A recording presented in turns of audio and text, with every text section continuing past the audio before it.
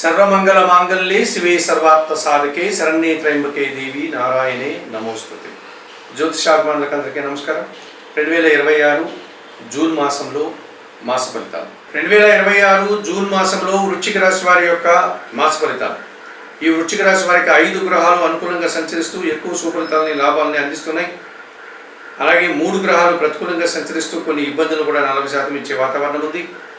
2026 June మాసంలో వృశ్చిక రాశి వారికి జన్మరాశ్యాధిపతి షష్టాధిపతి అయినటువంటి కుజుడు ఈ జూన్ నెల 20 వరకు షష్టమంలో మేషరాశిలోని సంచారం కొనసాగించడం వల్ల గట్టి పోటీని ఎదుర్కొనే విజయం సాధిస్తారు. కోర్టు వ్యవహారాలు మీకు అనుకూలంగా ఉన్నాయి. భూవాహన లాభాలు అందుకుంటారు. కొన్ని పోటీ పరీక్షల్లో కానీ ఇంటర్వ్యూలో కానీ విజయాలు సాధిస్తారు. రియల్ ఎస్టేట్ రంగంలో లాభాలు అందుకుంటారు. అష్టమ లాభాధిపతి అయినటువంటి బుధుడు ఈ నెల 22 వరకు అష్టమంలో మిథున రాశిలో సంచరించడం వల్ల అనుకోకుండా నూతన వ్యాపారం ప్రారంభిస్తారు, లేక ఉన్న వ్యాపారాన్ని విస్తరిస్తారు. వ్యాపార అభివృద్ధి బాగుంది, ఆర్థిక అభివృద్ధి బాగుంది, బ్యాంకు లావాదేవీలు కూడా అనుకూలంగా ఉన్నాయి. కుటుంబం కోసం నూతన వస్తువులు కొనుగోలు చేస్తారు. ద్వితీయ పంచమాధిపతి అయినటువంటి గురువు ఈ నెలంతా భాగ్యంలో కర్కాటక రాశిలో మీకు 100% గురుబలాన్ని అందిస్తున్నాడు. మీ మాటకు విలువ పెరుగుతుంది. ఇంట బయట కుటుంబ సౌఖ్యాన్ని అందుకుంటారు. సంతోషకర వాతావరణాన్ని చవి చూస్తారు. విద్యార్థులకు మంచి ఫలితాలు వస్తాయి. ఆత్మీయులతో కలిసి ఆనందంగా పనిచేస్తారు. తీర్థయాత్రలు కానీ విహారయాత్రలు కానీ చేస్తారు. సమాజంలో గౌరవ మర్యాదలు అందుకుంటారు. ఉన్నత చదువులకు వెళ్ళే వాతావరణం కూడా కనిపిస్తుంది. ఇక సప్తమ వ్యయాధిపతి అయినటువంటి శుక్రుడు ఈ నెలంతా అష్టమంలో మిథున రాశిలోనూ ఆ తర్వాత భాగ్యంలో కర్కాటక రాశిలోనూ సంచరించడం వల్ల జీవిత భాగస్వామి సహకారం బాగుంటుంది. సృజన సహకారంతో కలిసి కొన్ని కార్యక్రమాలు చేస్తారు.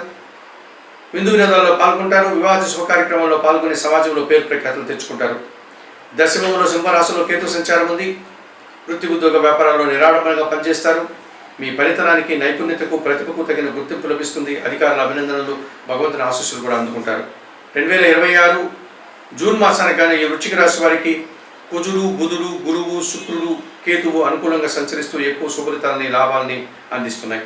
దశమాధిపతి అయినటువంటి సూర్య భగవానుడు ఈ జూన్ నెలంతా కూడా సప్తమ భావంలో వృషభ రాశిలోను ఆ తర్వాత అష్టమ భావంలో మిథున రాశిలోను సంచారం కొనసాగించడం వల్ల చిన్న చిన్న అనారోగ్య సమస్యలు అధికమవుతాయి.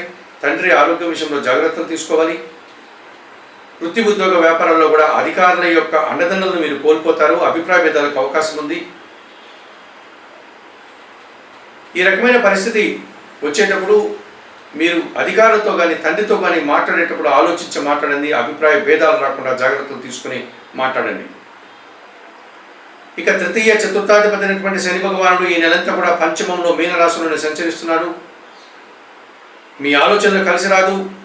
సంతానం విషయంలో కూడా కొన్ని ఇబ్బందులు ఎదురవుతుంది. ఆత్మీయులతో అభిప్రాయ భేదాలు వస్తాయి. పరివార సహకార లోపం కనిపిస్తుంది. వ్యవసాయ రంగంలో ఇబ్బందులు ఎదురవుతాయి. చతుర్థంలో కుంభరాశిలో రాహు సంచారం ఉంది. కుటుంబంలో శుభ కార్యక్రమాలు నిర్వహిస్తారు. దుబారా ఖర్చులు, దుబారా ఆలోచనలు చేస్తారు. విందు వినోదాల్లో పాల్గొంటారు. అనారోగ్య సమస్యలు కొని తెచ్చుకుంటారు. 2026 జూన్ మాసానికి గాను ఈ వృశ్చిక రాశి వారికి సూర్యుడు, శని, రాహు ప్రతికూలంగా సంచరిస్తూ చిన్న చిన్న ఇబ్బందుల్ని, ఆటంకాలను ఇచ్చే వాతావరణం ఉంది.